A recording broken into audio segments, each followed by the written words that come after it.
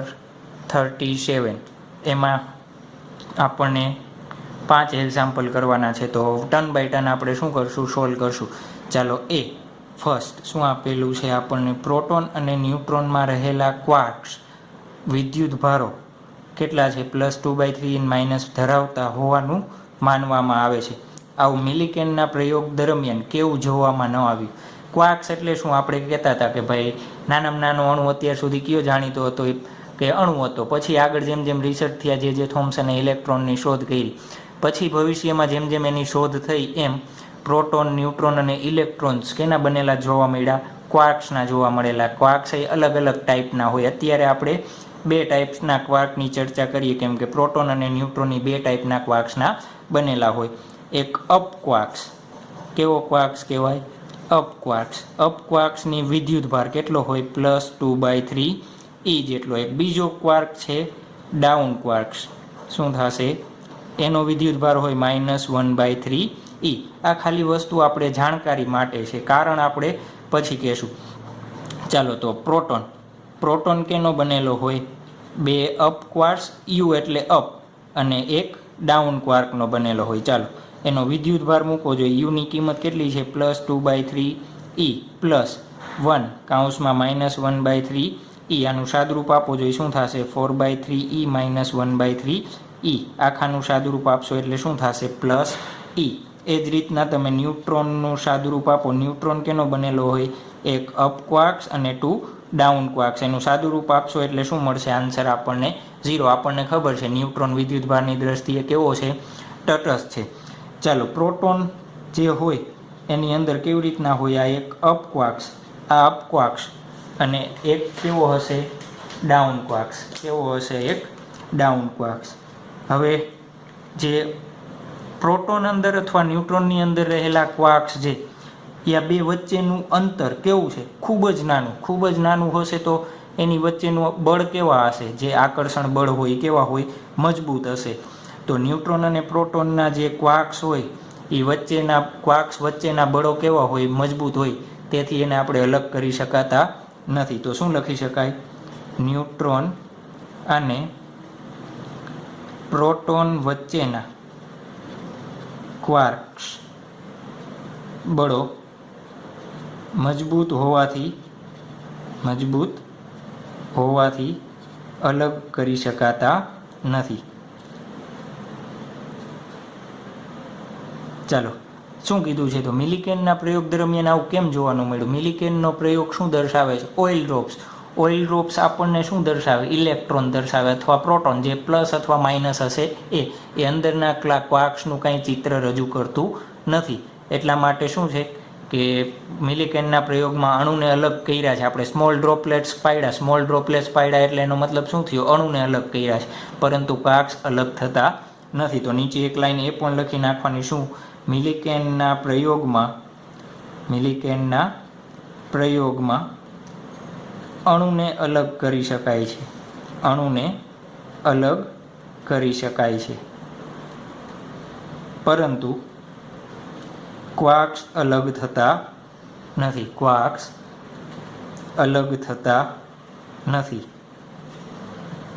ચાલો તો થઈ ગયું આપણા માટે નંબર A.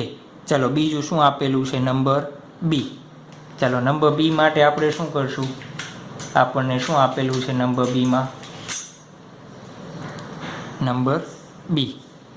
ચાલો E/m એ જોડાણમાં ખાસ નવું શું છે, શા માટે આપણે એકલા E અને M વિશે વાત કરતા નથી.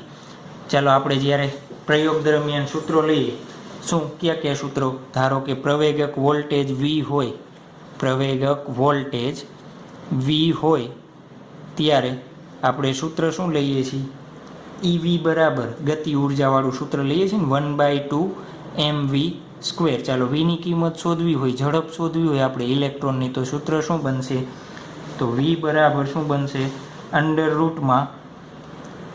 √2EV/m. આ સૂત્રમાં જોવો જોઈએ શું આવે છે, E/m. ખાલી E અને ખાલી M આવે છે, નથી આવતા. ચાલો આ જ રીતના બીજું એક સૂત્ર જોઈએ, Q. જ્યારે કોઈ ગતિમાન વિદ્યુતભાર ચુંબકીય ક્ષેત્રમાં ગતિ કરે, ચુંબકીય ક્ષેત્રમાં ગતિ કરે ત્યારે આપણને સૂત્ર ખબર છે. શું સૂત્ર છે? mv²/r EVB. VB શું થશે? EVB. ચાલો આપણે વીની કિંમત શોધવી છે આ સૂત્રમાંથી, તો શું મળશે આપણને? આરની કિંમત શોધીએ. ચાલો ગમે એની કિંમત શોધી શકો તમે. આરની કિંમત શોધવી છે જે આપણે એક્ઝામ્પલમાં શોધી હતી, તો શું થશે? mv/EB. પાછું આ સૂત્રમાં જોવો જોઈએ શું આવે છે. પાછો બેયનો ગુણોત્તર E/m, અથવા એમને તમે અહીંયા છેદમાં પણ લખી શકો. તો આ ઉપરના સમીકરણો શું દર્શાવે છે કે ઇલેક્ટ્રોનનું ગતિશાસ્ત્ર E અને mથી સ્વતંત્ર નહીં, પરંતુ E અને mના સંયોજન વડે નક્કી થાય. બે સૂત્રમાં જોવો જોઈએ E અને mનું શું આવે છે? સંયોજન આવે છે. તો આ સમીકરણ શું દર્શાવે છે? સમીકરણ દર્શાવે છે કે ઇલેક્ટ્રોન ગતિશાસ્ત્ર E/m ના સંયોજન પર આધારિત છે. સ્વતંત્ર રીતે E અને m પર આધાર રાખતા નથી.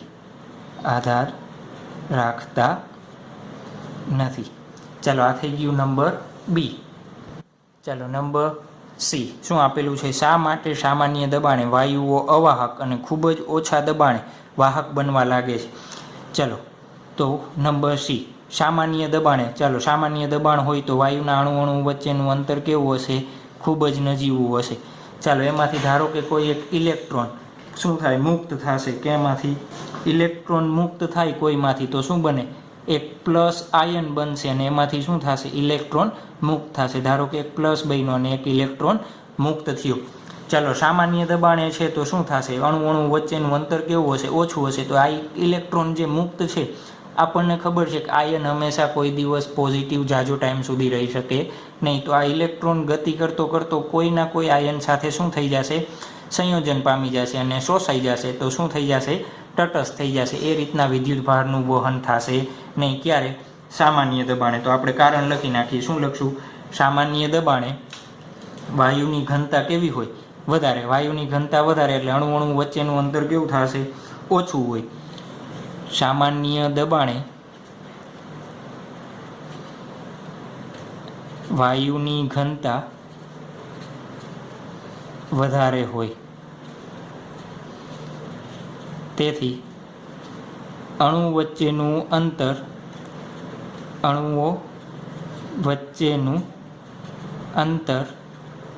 કેવું હોય? ઓછું હોય છે. અણુઓ વચ્ચેનું અંતર કેવું હોય છે? ઓછું હોય છે. ચાલો ઓછા અંતરના કારણે વાયુમાં શું થશે? ઓછા અંતરના કારણે આપણે ડાયરેક્ટ કારણ જ લખી નાખીએ જે સમજ્યા હતા. ઓછા અંતરના કારણે વાયુમાં રહેલા આયનો, કયા આયનો? આ જે ધન આયનો છે એની વાત. રહેલા ધન આયનો શું કરશે? ઇલેક્ટ્રોનનું શોષણ કરશે, શોષણ કરી લે છે. તેથી વાયુઓ સામાન્ય દબાણે કેવા હોય છે? અવાહક હોય છે. ચાલો હવે વાત કરી છે બીજી, ખૂબ ઓછા દબાણે વાહક બનવા લાગે. ચાલો ખૂબ ઓછું દબાણ હશે તો અણુઓ કેવા હશે? એકદમ દૂર હશે. આ રીતના ધારો કે શું થયું? કોઈ આયનો મુક્ત થાય છે, અહીંયાથી પ્લસ આયન બન્યો ને એક ઇલેક્ટ્રોન મુક્ત થયો, એક અહીંયાથી પ્લસ બને અને એક મુક્ત થાય છે. અને અહીંયા શું રાખી દઈએ આપણે? બે પ્લેટ રાખી દઈએ. શું રાખી દઈએ? બે પ્લેટ. એક કેવી રાખી દઈએ? પ્લસ રાખી દઈએ અને એક માઇનસ. એટલે શું કર્યું? આપણે બેટરી કનેક્ટ કરીએ છીએ. તો શું થશે? અહીંયા જ્યારે નીચું દબાણ હોય ત્યારે ઇલેક્ટ્રોનની અને આયનો વચ્ચેની અથડામણની શક્યતા કેવી થઈ જશે? સાવ નહીવત થઈ જશે. એટલે શું થશે? ઇલેક્ટ્રોન ઓપોઝિટ બાજુ, ઇલેક્ટ્રોન પ્લસ પ્લેટ બાજુ, અને જે આયનો છે એ કઈ બાજુ ગતિ કરશે? માઇનસ બાજુ ગતિ કરશે. તો આપણે એનું કારણ લખી નાખીએ. શું કરી નાખીએ? નીચા દબાણે ઇલેક્ટ્રોન અને ધન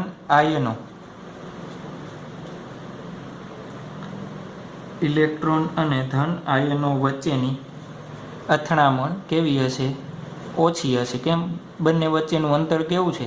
વધારે છે, એટલા માટે ઓછી હોય છે. જ્યારે વાયુને વિદ્યુત ક્ષેત્રમાં, એટલે પ્લસ માઇનસ આપણે બેટરી કઈને કરી છે એ, જ્યારે વાયુને વિદ્યુત ક્ષેત્રમાં મૂકવામાં આવે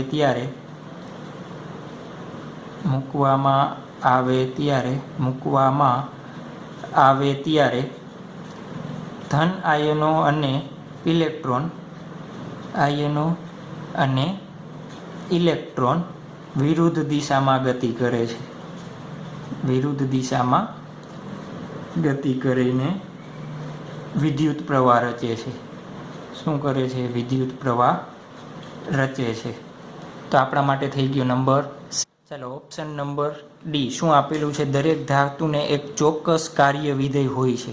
જો આપાત પ્રકાશ એકરંગી હોય તો શા માટે બધા ફોટો ઇલેક્ટ્રોન સમાન ઉર્જા સાથે બહાર નીકળતા નથી? શા માટે ફોટો ઇલેક્ટ્રોન ઉર્જા વિતરણ ધરાવે છે? આપણે જ્યારે થિયરી ભણ્યા ત્યારે આ જ ક્વેશ્ચન આપણે એમાં કમ્બાઈન કરી લીધો હતો. શું કહેતા હતા આપણે? કે ધારો કે આ એક કોઈ ધાતુ છે, ધાતુમાં એક ઇલેક્ટ્રોન અહીંયા છે, એક ઇલેક્ટ્રોન સપાટીની અંદર છે, એક ઇલેક્ટ્રોન ક્યાં છે? અહીંયા છે. ધારો કે કોઈ એક ઇલેક્ટ્રોન આવે છે, કેટલી ઉર્જા લઈને આવે છે? ધારો કે એની પાસે ઉર્જા છે 20 ઇલેક્ટ્રોન વોટ જેટલી ઉર્જા છે. કેટલી છે? 20 ઇલેક્ટ્રોન વોટ જેટલી. ધાતુનું કાર્ય વિધેય કેટલું ધારી લઈએ આપણે? 5 ઇલેક્ટ્રોન વોટ ધારી લઈએ. કેટલું ધારી લઈએ? 5 ઇલેક્ટ્રોન વોટ. ચાલો, આ ઇલેક્ટ્રોન કેવો છે? ધાતુની એકદમ નજીક. તો એને ખાલી કેટલી ઉર્જા જોશે? 5 ઇલેક્ટ્રોન વોટ જેટલી જ ઉર્જા જોશે. તો અહીંયા બહાર નીકળશે આ ઇલેક્ટ્રોન, ત્યારે એની પાસે કેટલી ઉર્જા હશે? 20 મળી હતી, કેટલી વાપરી એને? 5. તો કેટલી ઉર્જા હશે? 15 ઇલેક્ટ્રોન વોટ. ચાલો, એ જ રીતના ઇલેક્ટ્રોન કેવો છે? ધાતુની અંદરની કક્ષામાં. કક્ષા વિશે વધારે ચર્ચા આપણે ક્યારે ચેપ્ટરમાં કરશું? પરમાણુના ચેપ્ટરમાં કરશું. ત્યારે તમને આ ખ્યાલ સારી રીતે આવી જશે કે કેવી રીતના હોય છે. પરંતુ અત્યારે આપણે જેમ સમજ્યા છીએ, ધારો કે આ ઇલેક્ટ્રોન છે એને ધાતુની સપાટી સુધી લાવવા માટે કેટલી ઉર્જાની જરૂર છે? 5 જૂલ જરૂર છે. કેટલી છે? 5 ઇલેક્ટ્રોન વોટની જરૂર છે. અહીંયા આવી જશે પછી ધાતુની સપાટીમાંથી મુક્ત થવા માટે બીજી કેટલી જોઈએ? 5. તો કુલ કેટલી વાપરી? 5 + 5 તો 20 હતી. ટોટલ કેટલી વાપરી? તો 10. તો વધશે કેટલી? 10 ઇલેક્ટ્રોન વોટ જેટલી. ચાલો, એ જ રીતના ઇલેક્ટ્રોન આવે છે, કેટલી મેળવે છે? 20 ઇલેક્ટ્રોન વોટ જેટલી ઉર્જા મેળવે છે. સપાટી સુધી આવવામાં કેટલી ઉર્જા વાપરી નાખે છે? 10 ઇલેક્ટ્રોન વોટ જેટલી ઉર્જા વાપરે છે. જોઈ શકીએ છીએ કે શું છે? બધા અલગ અલગ ઇલેક્ટ્રોન હશે તો આની પાસે કેટલી ઉર્જા વધશે? 5 ઇલેક્ટ્રોન. આ ઇલેક્ટ્રોન પાસે આટલી છે, આના પાસે આટલી છે, આના પાસે આટલી છે. તો આ બધા જ ઇલેક્ટ્રોન પાસે કેવી છે? અલગ અલગ ઉર્જા છે. આ જ વસ્તુને આપણે બીજી રીતે સમજી શકીએ. ધારો કે આ ન્યુક્લિયસ છે, એની ફરતે એક પહેલી કક્ષામાં ઇલેક્ટ્રોન હોય, બીજી કક્ષામાં ઇલેક્ટ્રોન હોય, ત્રીજી કક્ષામાં ઇલેક્ટ્રોન હોય. જોવો જોઈએ આ બંને વચ્ચેનું બળ કેવું હશે? વધારે. આ બંને વચ્ચેનું બળ આના કરતાં ઓછું. આ બંને વચ્ચેનું બળ આના કરતાં કેવું હોય? ઓછું. તો જે બાહ્ય કક્ષામાં ઇલેક્ટ્રોન હોય એને મુક્ત કરવા માટે આપણે શું જોઈએ? ઓછી ઉર્જા જોઈએ. જે અંદર હશે એને મુક્ત કરવા માટે આપણે કેવી ઉર્જા જોશે? વધારે જોશે. જેની વધારે ચર્ચા આપણે આગળના ચેપ્ટરમાં કરવાના છીએ. ચાલો, ત્યારબાદ નંબર ઈ. શું કહે છે? ઇલેક્ટ્રોનની ઉર્જા અને વેગમાન તેની સાથે સંકળાયેલ દ્રવ્ય તરંગની આવૃત્તિ અને તરંગ લંબાઈ સાથે આ સમીકરણો વડે સંકળાયેલા છે. અહીં લેમ્ડાનું ભૌતિક મહત્વ હોવા છતાં આવૃત્તિના મૂલ્યનું કોઈ ભૌતિક મહત્વ નથી. ચાલો, આપણને ખબર છે નંબર ઈ. શું? ફોટોન અથવા વિદ્યુત ચુંબકીય તરંગ માટે ચુંબકીય તરંગ E બરાબર hc/λ અથવા hν સૂત્ર છે. ચાલો, જ્યારે દ્રવ્ય તરંગ માટે જે આપણે બીજો ટોપિક સ્ટડી કર્યો તો એના માટે થઈને આપણે લેમ્ડા શું લેતા? h/p લેતા. ચાલો, તો આના ઉપરથી શું લખી શકાય? p બરાબર h/λ. આપણે એક સૂત્ર જોયું હતું કેનું? ગતિ ઉર્જાવાળું. ઇલેક્ટ્રોનની ગતિ ઉર્જા માટેનું સૂત્ર શું હતું? k બરાબર p²/2 2m અથવા તમે આ સૂત્ર યાદ હોય તો p બરાબર √2m k આપણે આના ઉપરથી આ સૂત્ર બનાવેલ છે. ચાલો તો અહીંયા ગતિ ઉર્જા માટે જોવો જોઈએ શું થશે. p ની કિંમત મૂકીએ જોઈએ h² 2m લેમ્બડા સ્ક્વેર. જોવો જોઈએ આ બંને સમીકરણમાં અહીંયા ફોટોનની એની ઉર્જા માટે આપણે તરંગ લંબાઈ લઈએ છીએ કે નહીં, દ્રવ્ય તરંગની ઉર્જા માટે આપણે શું લઈએ છીએ, તરંગ લંબાઈ લઈએ છીએ. તો દ્રવ્ય તરંગ માટે આપણે શું લખી શકાય, દ્રવ્ય તરંગ માટે આપણે ઝડપ તથા આવૃત્તિ દર્શાવતા નથી. જોજો આમાં ક્યાંય ઝડપ આવે છે v નથી આવતી, આવૃત્તિની કિંમત આવે છે નથી આવતી, તો આપણે એ દર્શાવતા નથી, આવૃત્તિ દર્શાવતા નથી. તો આપણા માટે થઈ ગયું એક્ઝામ્પલ નંબર 11.37 જે આ ચેપ્ટરનો લાસ્ટ એક્ઝામ્પલ છે.